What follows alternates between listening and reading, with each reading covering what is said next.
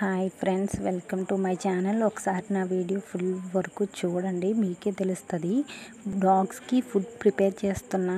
అవి 10 days నుంచి సరిగ్గా ఫుడ్ తింటలేదు. వేరే రైస్ అయితే తింటున్నాయి. రేషన్ రైస్తో అయితే ఫుడ్ తినట్లేదు అది.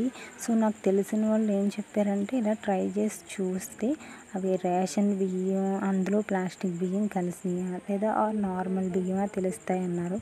సో నేను అది ట్రై చేస్తున్నాను. ఒకసారి వీడియో అయితే చివరి వరకు చూడండి. అది ఎలా కాలుతుంది, ఎలా మండుతుంది మీకే తెలుస్తుంది. నార్మల్ బియ్యం అయితే కాలుతాయి తప్ప మండవు కదండి. ప్లాస్టిక్ బియ్యం వల్లనే ఇలా మండుతుంది. నేను చివరిలో కూడా మీకు స్పూన్ పెట్టి మరి చూపిస్తాను అవి ఎలా కాలుతున్నాయి, ఎలా మండుతున్నాయని.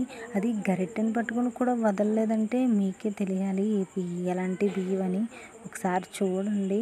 సో ఇంట్లో వాళ్ళు అందరూ హెల్త్ అంతా జాగ్రత్త అండి. ఈ రైస్ తినద్దు ప్లీజ్, అందరినీ నేను రిక్వెస్ట్ చేస్తున్నాను. పోనీ నేను చెప్పింది అబద్ధం అయితే మీ ఇంట్లోని రైస్ ఉంటే కనుక ఖచ్చితంగా ఇలా ఒకసారి ట్రై చేసి చూడండి, మీకు కూడా తెలుస్తుంది. మాకే వస్తున్నాయో తెలీదు, అందరికీ ఎలా వస్తాయో తెలీదు. సో నేనైతే ఎవరో చెప్పిన వాటిని ఇలా ట్రై చేసి చూశాను.